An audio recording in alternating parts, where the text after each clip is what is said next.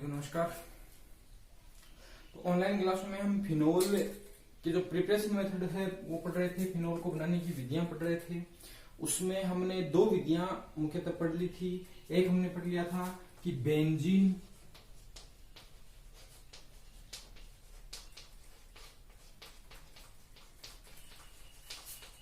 Diazonium जो लवण होता है उसको हम क्या करते हैं, उसका भाप आसवन करवाते हैं तो क्या प्राप्त होता है, हमें फिनोल प्राप्त होता है। दूसरा हमने इसमें पढ़ लिया था कि जो हेलोएरिन होते हैं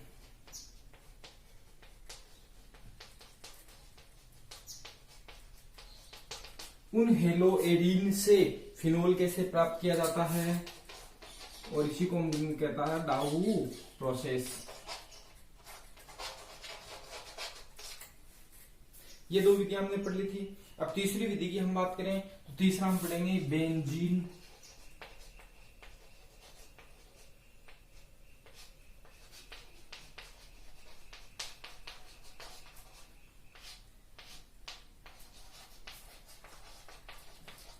सल्फोनिक अम्ल से। कि जो बेंजीन सल्फोनिक अम्ल होता है उस बेंजीन सल्फोनिक अम्ल से फिनोल कैसे प्राप्त किया जाता है। तो थोड़ा सा हम साथ में ये भी देख लेते हैं कि जो बेंजीन सल्फोनिक अम्ल होता है, बेंजीन सल्फोनिक अम्ल होता है उसका निर्माण कैसे होता है। ठीक है, तो देखो ये बेंजीन है। इस बेंजीन की हम क्या करवाते हैं, इलेक्ट्रॉन्स ने ही प्रतिस्थापन विक्रिया करवाते हैं किसके साथ है, सांद्र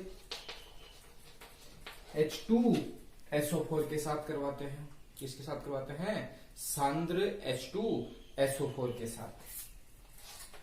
किसका निर्माण होता है, बेंजीन सल्फोनिक अम्ल का। ठीक है, तो बेंजीन से बेंजीन सल्फोनिक अम्ल, बेंजीन से क्या बन गया, बेंजीन सल्फोनिक अम्ल का निर्माण हो गया। अब ये जो बेंजीन सल्फोनिक अम्ल है उससे फिनोल का निर्माण कैसे होता है।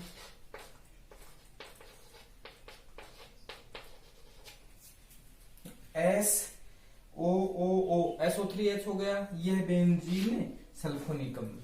ठीक है, और देखो इसमें क्या है, सल्फोनिक अम्ल है, इसका मतलब ये क्या, एसिड है। एसिड है तो क्या देगा, H+। तो सबसे पहले हम इसकी विक्रिया किसके साथ करवाते हैं, क्षार के साथ करवाते हैं। ठीक है, क्षार कौन सा ले लिया, जैसे हमने NaOH किसके साथ करवा दी, सोडियम हाइड्रोक्साइड के साथ। अब सोडियम हाइड्रोक्साइड के साथ जब अब अभिक्रिया हम करवाते हैं तो अम्ल और क्षार की विक्रिया से क्या बनता है, लवण और जल का निर्माण होता है। यहां से क्या निकलेगा, H+, यहां से क्या निकलेगा, OH-। और देखो किसका निर्माण हो जाएगा,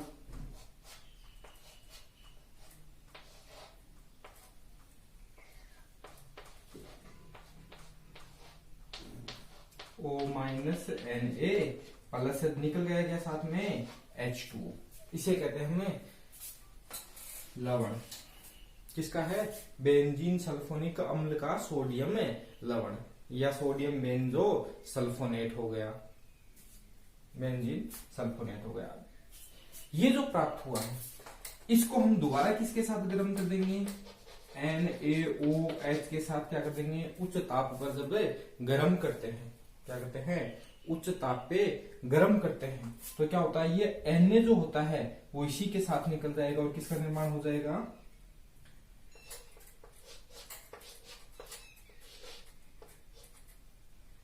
किसके साथ निकल जाएगा,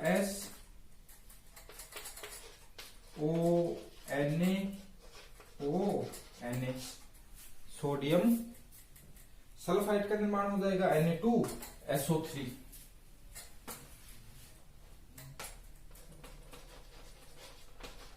और साथ में OH है वो किस पे जुड़ जाएगा, फिनोल, जो बेंजीन ओल है उस पे आके जुड़ जाएगा, जिससे किसका निर्माण होगा, फिनोल का निर्माण हो जाता है। ठीक है, तो इस विक्रिया से, इस प्रोसेस से हम दो बार क्या करवाते हैं, सबसे पहले बेंजीन सल्फोनिक अम्ल, उस बेंजीन सल्फोनिक अम्ल की विक्रिया किसके साथ करवाते हैं, क्षार के साथ। तो सोडियम है जो बेंजीन सल्फोनेट प्राप्त होता है उसको दोबारा क्षार के साथ क्या करते हैं, गर्म करते हैं। गर्म करने पर किसका निर्माण हो जाएगा, फिनोल का निर्माण हो जाता है। तीन विधियां होगी। चौथी विधि की हम बात करते हैं, तो वह है सैलिसिलिक अम्ल से।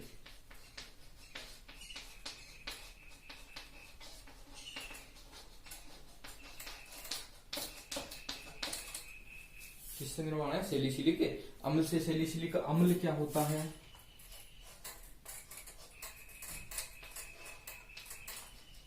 देखिएगा ये फिनोल है, ये प्रोसेस वही है जो कोलवेज में, कोलवेज और बिक्रिया उसकी जस्ट क्या है? विपरीत। क्यों है? क्योंकि जो फिनोल है उस फिनोल को हम क्या करवाते हैं? CO2 के साथ थोड़ा सा गर्म करते हैं। किस माध्यम में? अम्लीय माध्यम में करते हैं गर्म। तो किसका निर्माण होता है?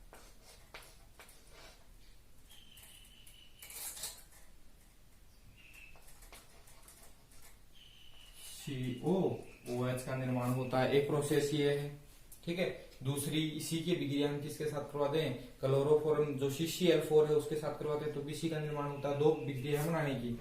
तो ये जो है वो क्या है? सैलिसिलिक अम्ल है। यानी यहाँ पे क्या जुड़ा रहता है? COOH। इस सैलिसिलिक अम्ल से हमें किसका निर्माण करना है? फिनोल का निर्माण करना है। यानी जिस प्रकार से हमने क्या किया है? फिनोल का कार्बोक्सिलेशन करवा के क्या इसका निर्माण किया है? जो सैलिसिलिक अम्ल उसका निर्माण किया, उसी प्रकार हम क्या करेंगे? जो सैलिसिलिक अम्ल उसका वापस क्या करवा देंगे? डीकार्बोक्सिलेशन करवा देंगे।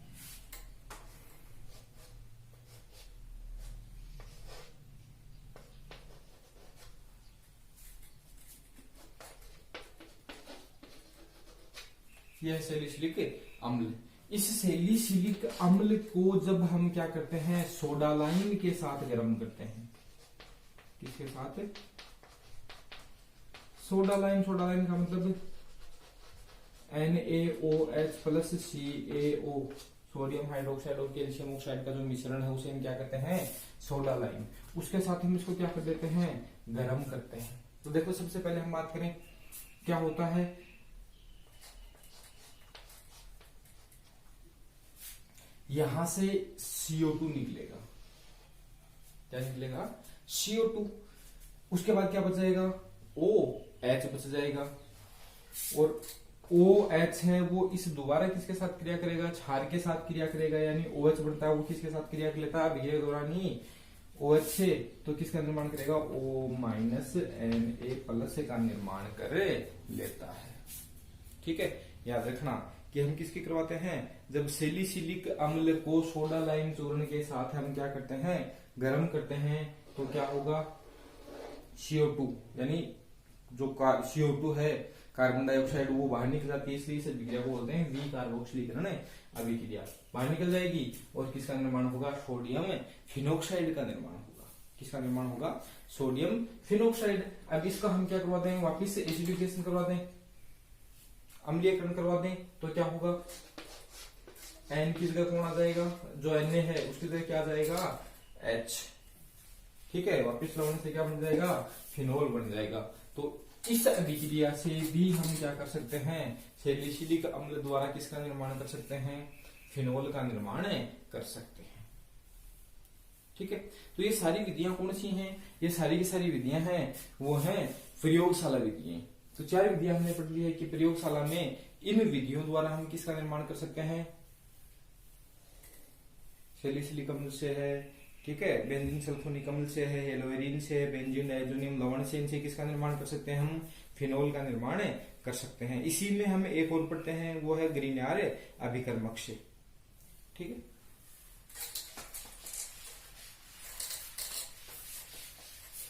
पांचवी जो विधि है वो है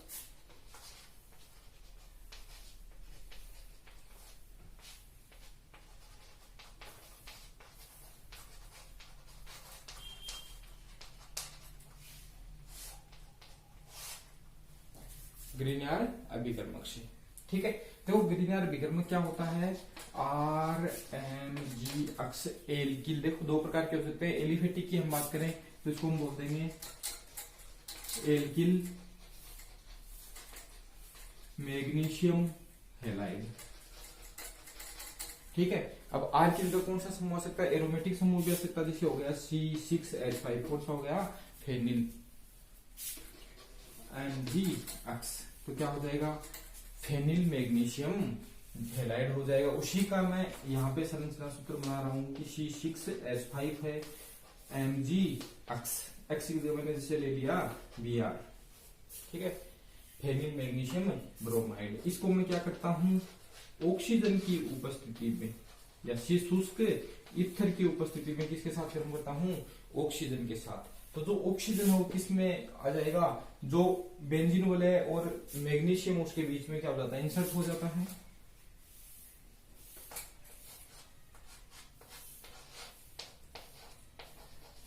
OMG Br बन गया है, ठीक है।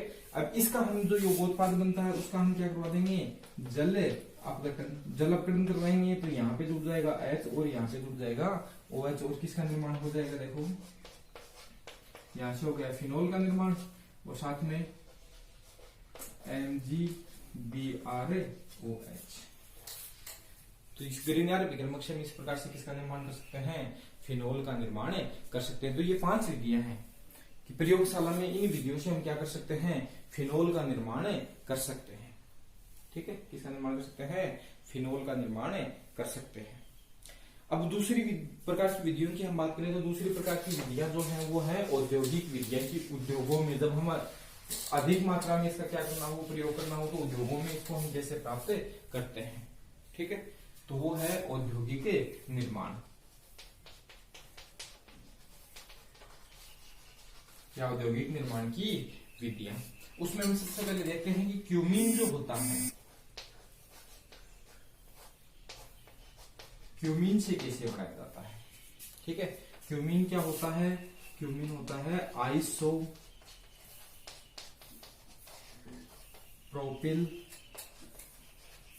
बेंजीन, ठीक है।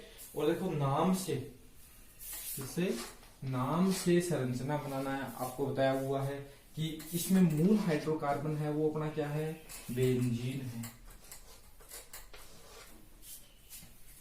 बेंजीन पे हमें कौन सा समूह जोड़ना है, आइसोप्रोपिल। ये समूह कौन सा होता है, आइसोप्रोपिल समूह। तो ये किस पे जोड़ देंगे हम, बेंजीन वाले पे, CH3 और CH3। इसे हम क्या कहते हैं, क्यूमीन कहते हैं। इस क्यूमीन से हमें क्या करना है, फिनोल का औद्योगिक निर्माण करना है कि उद्योग धंधों में फिनोल का निर्माण कैसे किया जाता है। तो देखो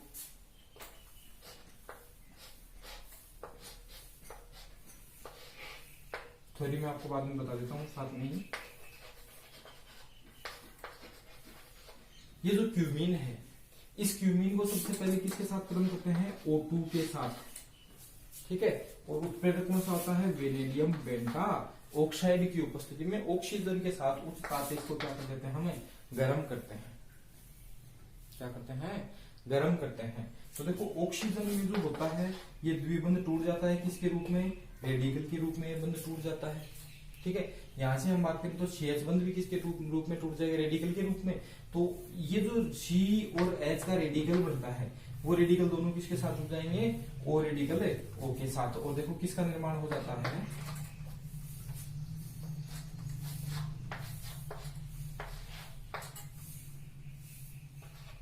CH3 OH, क्यूमीन पेरोक्साइड का निर्माण हो जाता है, ठीक है। वेनेडियम पेंटॉक्साइड की उपस्थिति में जब हम क्यूमीन को ऑक्सीजन के साथ उस ताप पे गर्म करते हैं तो क्यूमीन पेरोक्साइड का निर्माण होता है, ठीक है। अब इस क्यूमीन पेरोक्साइड से ही क्या होगा, रीअरेंजमेंट होगा। क्यूमीन जो पेरोक्साइड है उसका क्या होगा, रीअरेंजमेंट होगा। और उसी रीअरेंजमेंट से किसका निर्माण हो जाएगा, उसी रीअरेंजमेंट से फिनोल का निर्माण हो जाता है। यानी क्यूमीन जो पेरोक्साइड बनता है उस क्यूमीन पेरोक्साइड को हम क्या करते हैं, अम्लीय माध्यम में जल की उपस्थिति में ले लेते हैं, यानी अम्लीय माध्यम और जल दोनों ले लेंगे H+ और H2, क्या कर देते हैं, विक्रिया करवाते हैं। तो इससे क्या प्राप्त हो जाएगा, फिनोल प्राप्त होगा। और साथ में क्या बाहर क्या निकलेगा, CH3 डबल बॉन्ड और CH3 एसीटोन प्राप्त होता है। क्या प्राप्त होगा, एसीटोन, ठीक है। तो यहां तक तो हमें पता चल गया कि कैसे होता है। यानी ऑक्सीजन है ओ डबल बॉन्ड ओ उस ताप पे टूटता है और उसका क्या बनता है रेडिकल, वो रेडिकल कहाँ जुड़ जाता है, इसके साथ इंसर्ट हो गया। अब आगे की ये प्रोसेस कैसे संपन्न होती है वो देख लेते हैं हम, कि ये जो क्यूमीन पेरोक्साइड बना है उस क्यूमीन पेरोक्साइड को देखो, यहाँ तो ये तो है अभिक्रिया, ये तो क्या है अभिक्रिया। अब थोड़ी सी एक स्टेप और बता देता हूँ ताकि ये अभिक्रिया की जो क्रिया है वो भी थोड़ी सी समझ में आ जाए। ये जो क्यूमीन पेरोक्साइड बना है उस क्यूमीन पेरोक्साइड की जब हम किसके साथ लेते हैं क्यूमीन पेरोक्साइड को अम्लीय माध्यम में, तो इस ऑक्सीजन पे उपस्थित लोन पेयर हम वो तुरंत क्या कर लेते हैं H+ के साथ जुड़ जाते हैं और क्या बनता है CH3 CH3OOH। अब इसमें लोन पेयर दिए तो इस पे कौन सा चार्ज आ गया प्लस चार्ज,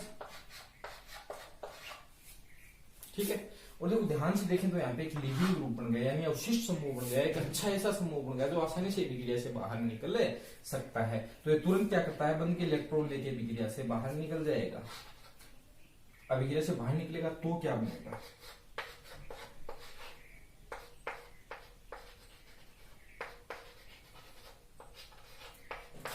अब ऑक्सीजन पे क्या गया प्लस चार्ज, क्योंकि इस बंद के इलेक्ट्रॉन कौन ले गया ऑक्सीजन, और किसके रूप में निकल गया वो H2O के रूप में बाहर निकल गया है। याद रखना ये तो क्या लिखेंगे हम अभिक्रिया, ठीक है।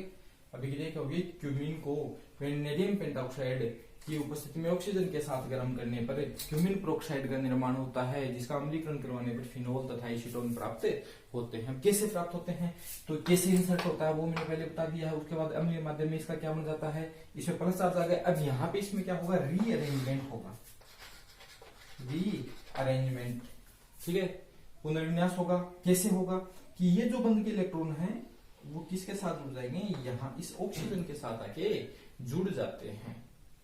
क्या बनता है, यानी ये साथ में यही हो जाती है विक्रिया। जैसे ये बंद के इलेक्ट्रॉन यहां से निकलेंगे, है ना, साथ में बता देता हूं, देख लेना।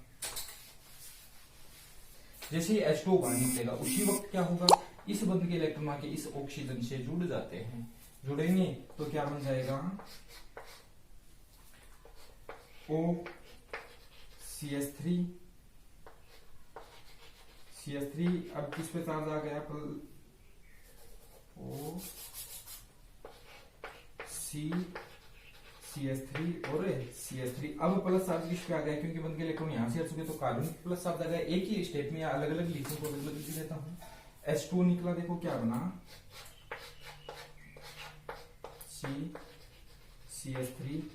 CH3O+, रीअरेंजमेंट होगा, इस बंद के इलेक्ट्रॉन यहां जाएंगे, क्या बनेगा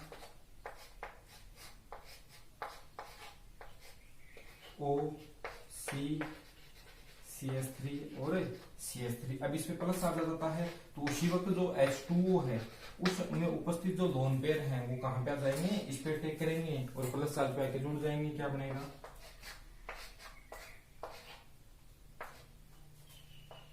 C+,